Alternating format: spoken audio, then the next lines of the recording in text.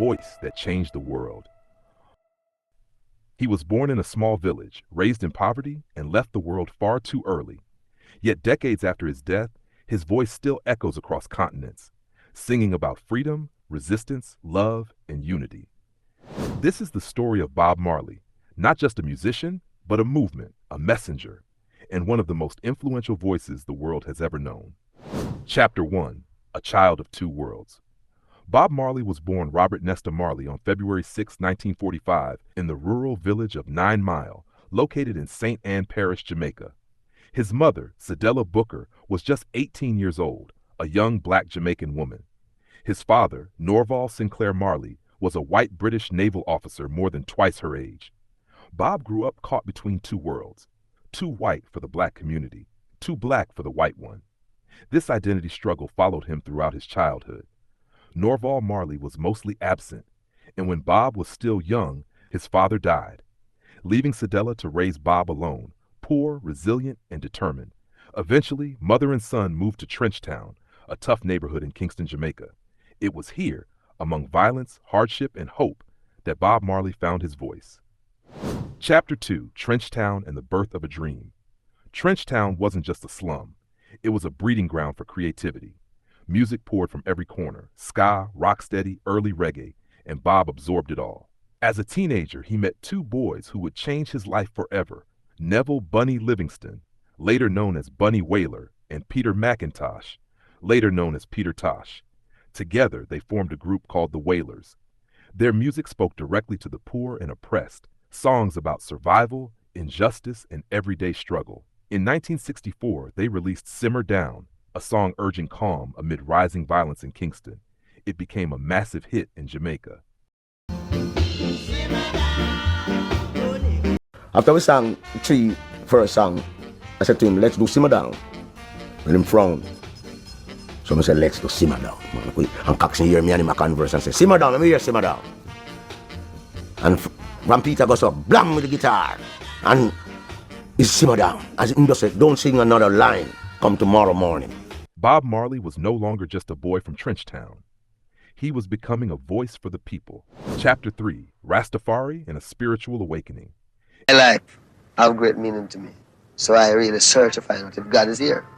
When I search, I looking at Ethiopia. I look all about, looking at Germany, because I'm not prejudiced.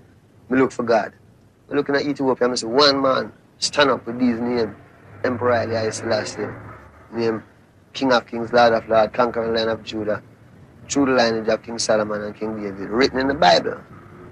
The thing that was there get more stronger. Come to Kingston, meet some more people. Them people is Rasta. You talk to them and find out it's the same thing I have inside. It's the same thing. How old were you when this started to happen? This is about 17, 18, I find out that the same thing where I deal with, the same thing where the Rasta man talk about. So that is how I could identify myself as a Rasta. In the late 1960s, Bob Marley embraced Rastafarianism, a spiritual and cultural movement rooted in African identity, resistance to oppression, and reverence for Haile Selassie I, the former emperor of Ethiopia. This wasn't just a religion. It was a way of life. Bob grew his dreadlocks. He adopted a plant-based Ital diet, and his music transformed. No longer just love songs, his lyrics became spiritual messages. Songs like Exodus, Get Up, Stand Up, and Redemption Song carried themes of liberation, self-worth, and African pride. Bob Marley wasn't trying to entertain alone. He was trying to awaken minds. Chapter 4: International Breakthrough. In the early 1970s, reggae was still largely unknown outside Jamaica. That changed when Chris Blackwell, founder of Island Records, signed Bob Marley and the Wailers. With better production, global distribution, and international tours, reggae went worldwide.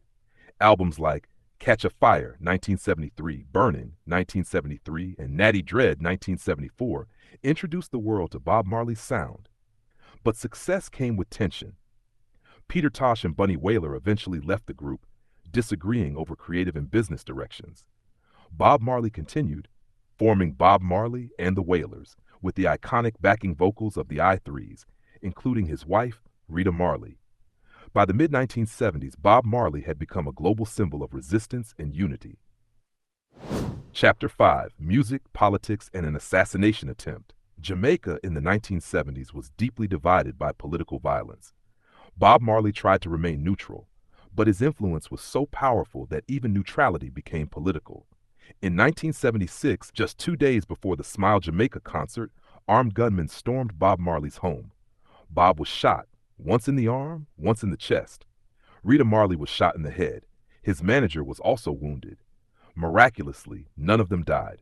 Despite his injuries, Bob Marley still took the stage. When asked why, he famously said, "The people who are trying to make this world worse never take a day off. How can I?"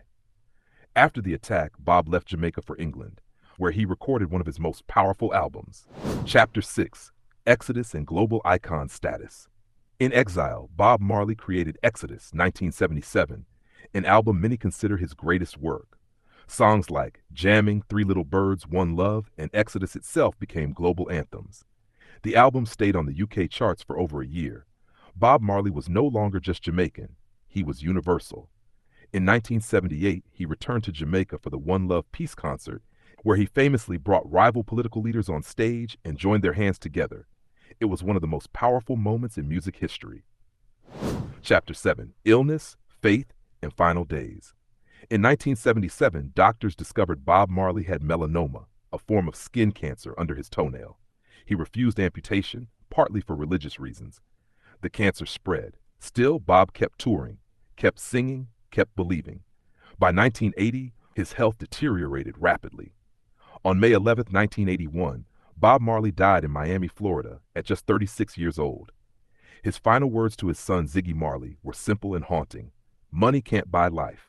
I know I am benefit to the people, you know. That's the only consciousness I have on myself, that I can be beneficial to our people. Chapter 8: Legacy of an Immortal Voice.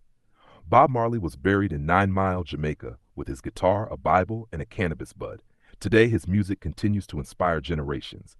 He remains the most famous reggae artist in history, a global symbol of peace and resistance, a voice for the oppressed, and a reminder that music can change the world.